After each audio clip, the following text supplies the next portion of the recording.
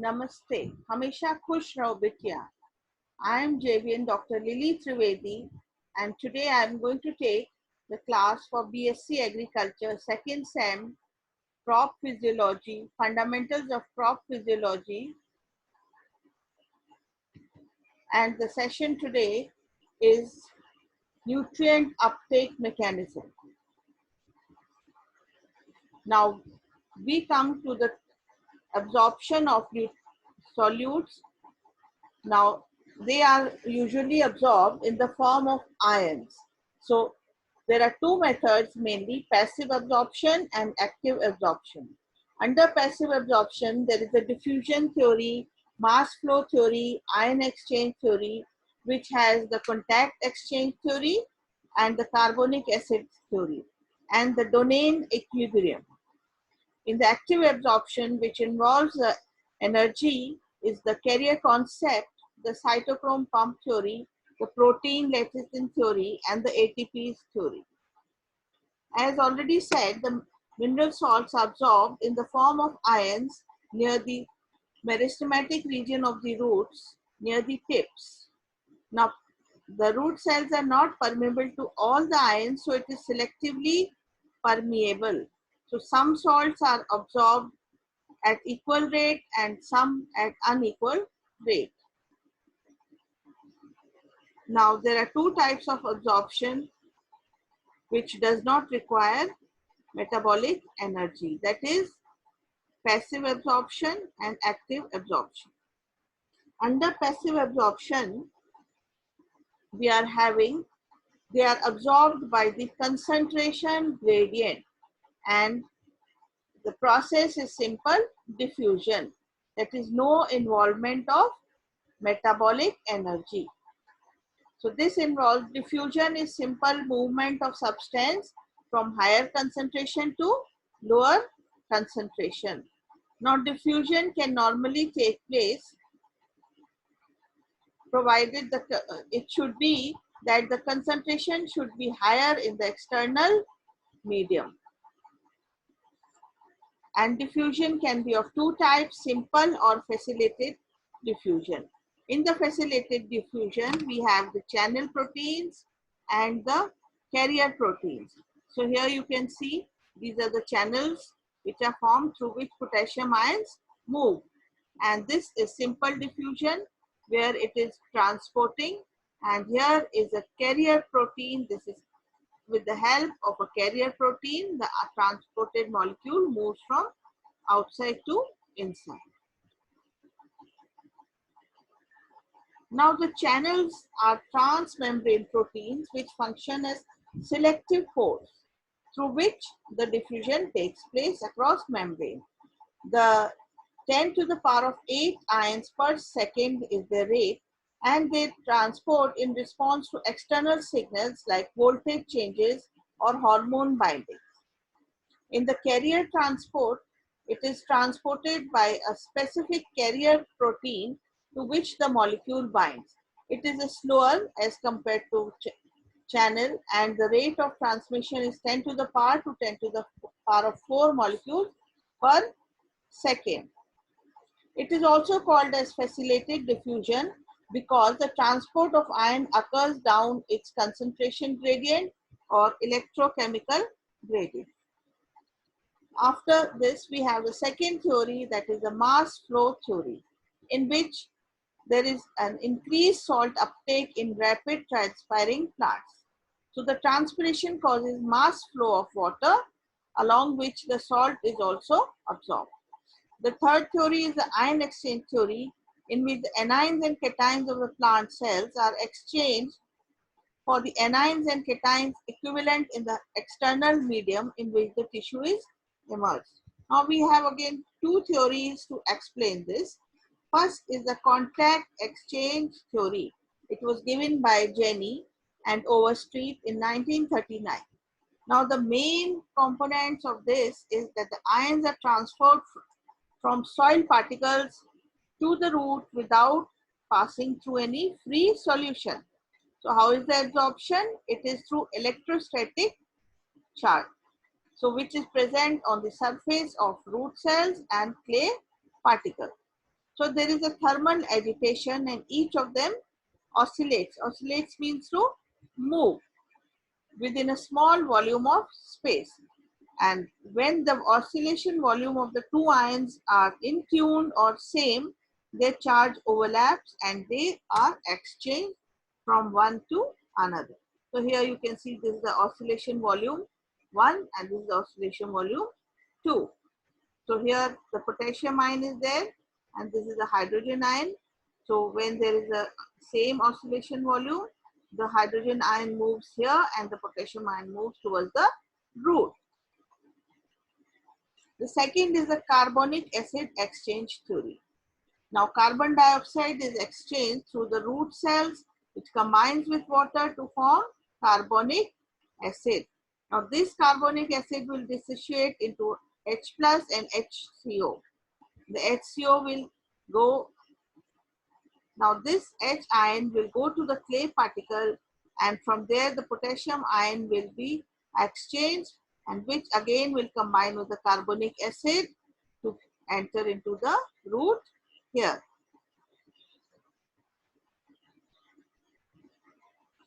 The fourth is the Dohn equilibrium.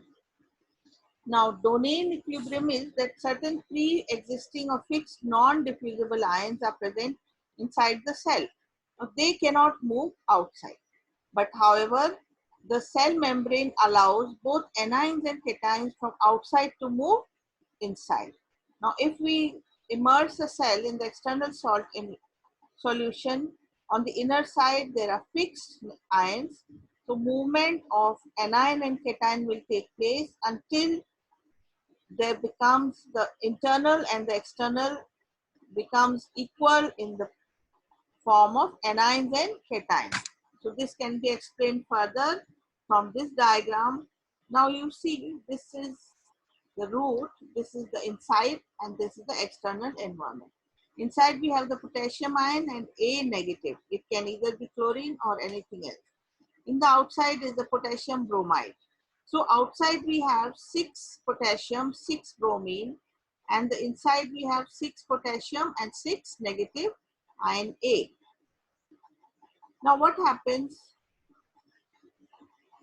Potassium cannot move in unless the charge is there. So bromine moves in because there is no bromine present here. So 2 molecules of bromine enter. So as the 2 molecules of bromine enter, so will the 2 molecules of potassium enter to balance the charge. So now we have a balanced charge. How is it? We have 4 molecules of potassium outside, 4 molecules of bromine outside, external environment. And inside we have 8 molecules of potassium and 6 molecules of already present negative ions and 2 molecules of bromine ion. So the 2 molecules of potassium ion have entered inside to balance, to create an equilibrium because they have to balance the 2 bromine which had already entered. So this is called Dohn equilibrium. Now after passive we come to the active absorption of minerals. Now here we'll see what is active absorption of minerals is the transport or absorption of ions and their retention at the expense of energy. Now there's a direct relationship between the metabolic energy and salt uptake. Now this was shown by 3 workers, Stewart and Hopkins. They showed that there is a relationship between salt accumulation and respiration. By Robertson and Turner, they showed that the respiratory inhibitors inhibit salt absorption. And by Lundegger, he showed that there is a salt uptake absorption increases with increase in respiration. Now all this can be explained by the carrier concept. What is carrier concept? Now it says for a substance to be transported, what requires? A carrier protein is required. Now at a specific site of the carrier protein, the substance binds and allows itself to be highly selective. Now this binding causes change in the conformation or the structure of the protein, and which then exposes the substance to the solution on the other side of the membrane. So this carrier mediated transport is active and involves the metabolic energy. Why? Because it moves the ions against the concentration gradient. Now there are of two types, primary and secondary. Now primary is coupled with a source of energy such as ATP, hydrolysis, and it is carried out by a primary active transport called pumps. So this is also called as proton pump theory. Now in this, the H ion is the principal ion which is pumped across the membrane, and this, the H ATPase is generates the gradient of the H ion across the plasma membrane. And the most prominent pump is the H plus and calcium 2 plus pump, and it requires active uptake of most mineral nutrients occurs through this mechanism. So since there is actively transport takes place against the gradient, so there is a coupling reaction, and this type of also termed as secondary active transport.